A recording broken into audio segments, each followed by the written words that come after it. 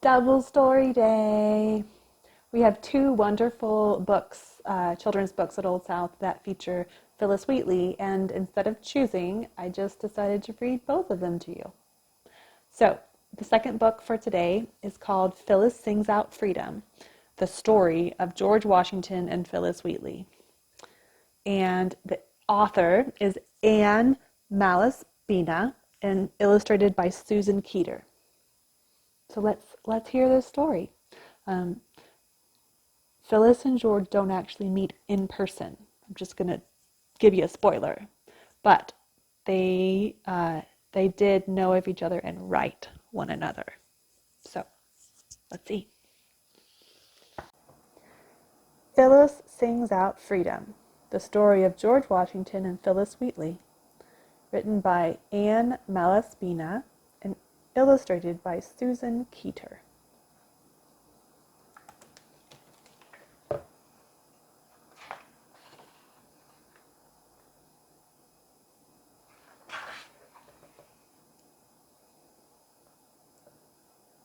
Autumn, 1775. Sitting high on his horse, General George Washington looked out at his soldiers, gathered on a field in Cambridge, Massachusetts. Some of the men were too young to be soldiers. Others were too old.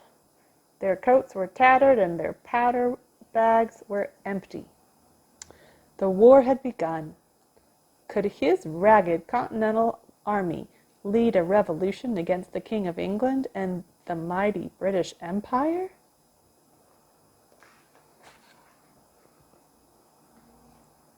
Across the Charles River in Boston, the British Army was trapped, surrounded by General Washington's soldiers. They couldn't escape from Boston except by sea. Every day, the well-trained soldiers marched down the streets in bright red uniforms and shiny black boots. They built forts on the hills, preparing for General Washington to attack. They were ready. As golden autumn leaves fell along the river, General Washington taught his soldiers to take orders and aim their muskets. He broke up fights and showed the men how to work together. Slowly, the soldiers became an army. General Washington still needed more powder for the cannons, more cannons to go to battle. His soldiers needed new muskets, but they had no money for cannons and muskets. General Washington feared he might not win this revolution.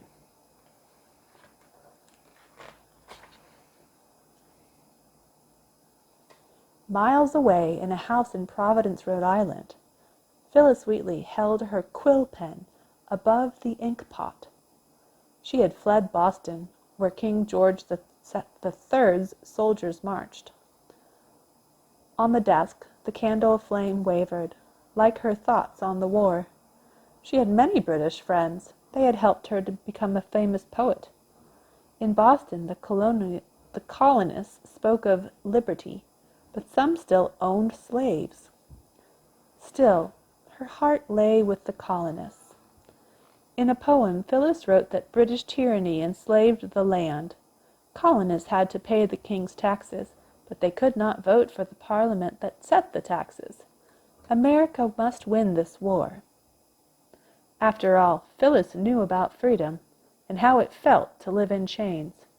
Closing her eyes, she thought of Africa, where she was born. She saw her mother in a small village, worshiping the sun at dawn.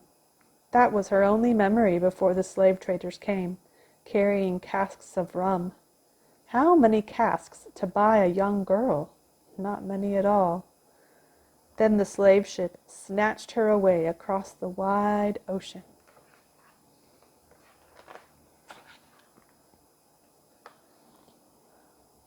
On a summer day, she was led off the ship to a Boston wharf. Wrapped in a dirty carpet, she waited to be sold like a sack of sugar. At the slave auction, the strong men were bought first. "What's the price of the small girl?" asked a woman in fine clothes. "Just a trifle." the slave trader said. Not much at all. The slave trader took the money, and the woman took the girl.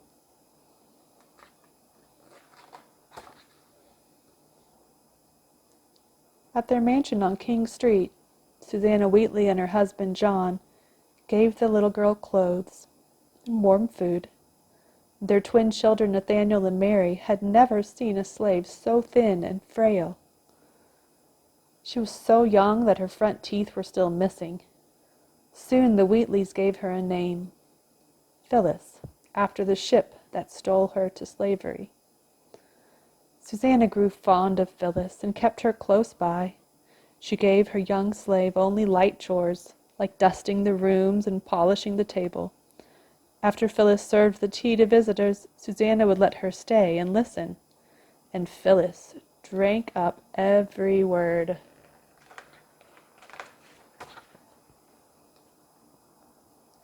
One day, Phillis began writing English letters on the wall. Everyone was surprised. Could a slave be educated? Mary taught Phillis to read, not just English, but Latin too. She read the Bible and Greek myths. She studied history and geography and poems line by line. Phillis loved words, loud words like mighty and thundering, and bright words like sparkling and radiant. Soon, she was writing poetry. Phillis's poems were about many things: heroes, hurricanes, God, the ocean, Africa, and freedom.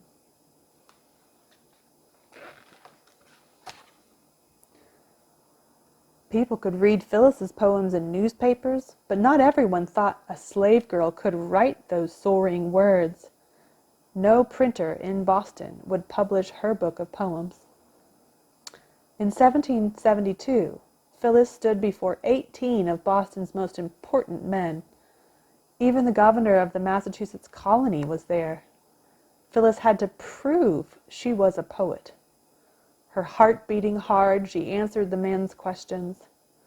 Finally, they agreed.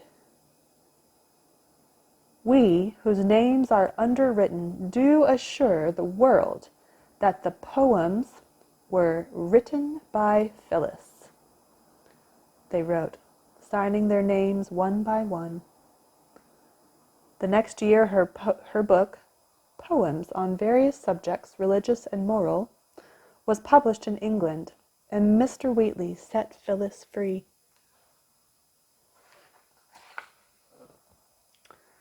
No longer a slave, Phillis wanted to help free the colonists, but all she had was her pen. Maybe she could write a poem for General Washington. She dipped her pen in the black ink and wrote the date, October 26, 1775. In December of 1775, Phillis's letter and poem reached General Washington. He had heard of the famous slave poet. General Washington put on his spectacles and began to read. Phillis's rhymes made the poem sing. Proceed, great chief, with virtue on thy side. Thy every action let the goddess guide. A crown, a mansion, and a throne that shine. With gold unfading, Washington, be thine. General Washington was flattered by her praise, though he wanted to be a great general, not a king. Still, his army wasn't strong enough to defeat the British. What if Phillis Wheatley was wrong about him?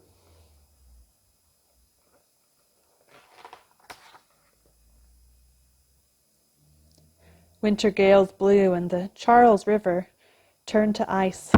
The wind tore through the soldiers' coats, and snow piled on their huts and tents at night. General Washington sent a fleet to block ships bringing supplies to the British. The redcoats tore down houses and chopped trees for fuel. They were hungry and cold, just like the colonial troops. When Christmas arrived, hundreds of General Washington's men vanished. They were tired of being soldiers. They'd gone home to their families, leaving his army weaker than ever.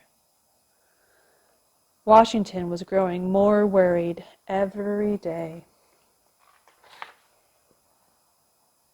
Then, as the old year ended, General Washington saw a new reason for hope. An officer named Henry Knox had hatched a daring plan. He and his brother rode horses 300 miles to Fort Ticonderoga in New York, a British fort captured by the colonists. The fort was full of cannons.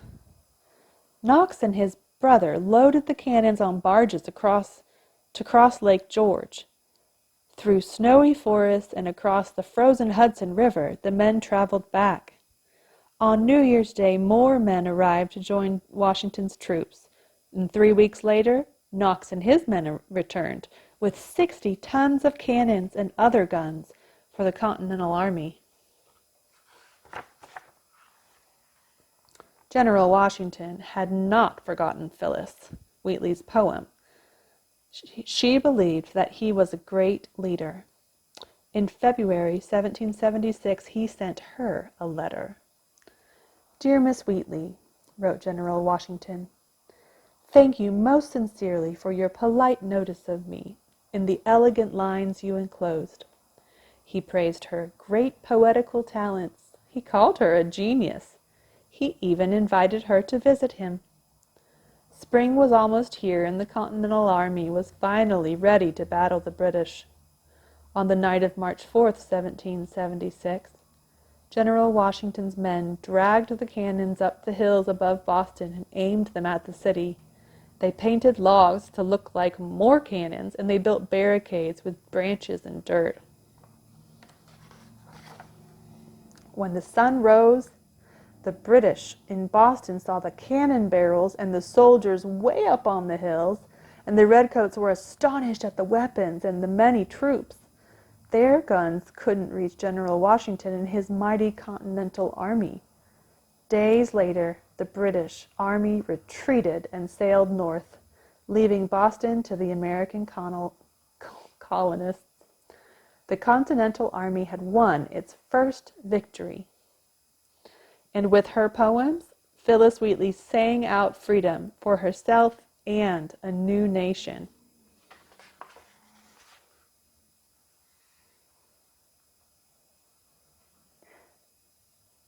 In his letter, George Washington invited Phillis Wheatley to meet him at his headquarters in Cambridge in 1776.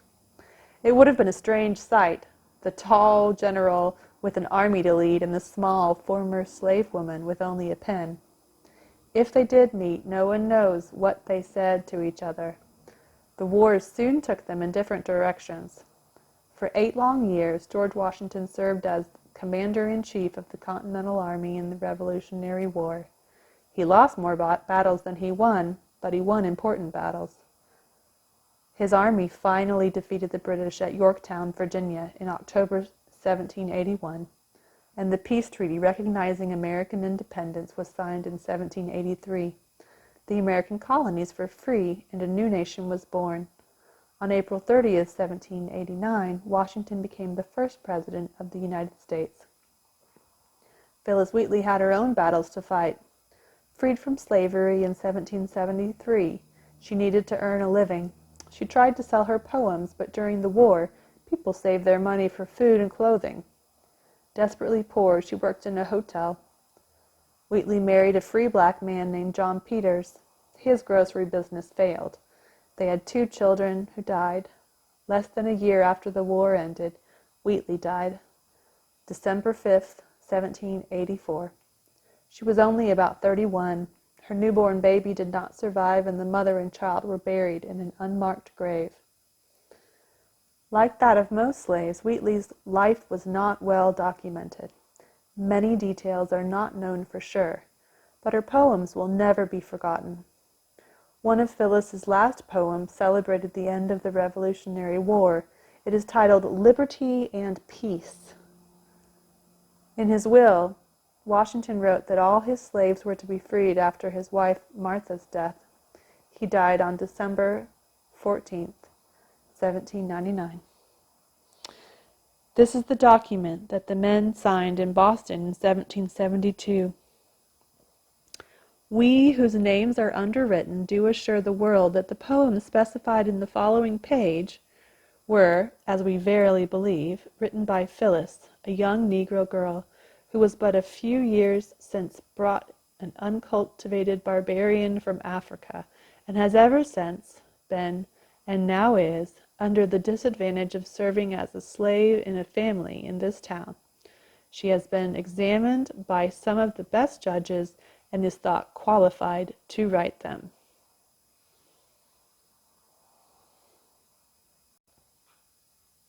Hearing stories like this are always a little bit hard because I get a little frustrated at the injustice and the obvious injustice of slavery. But what is obvious to us was not obvious to the founders of America.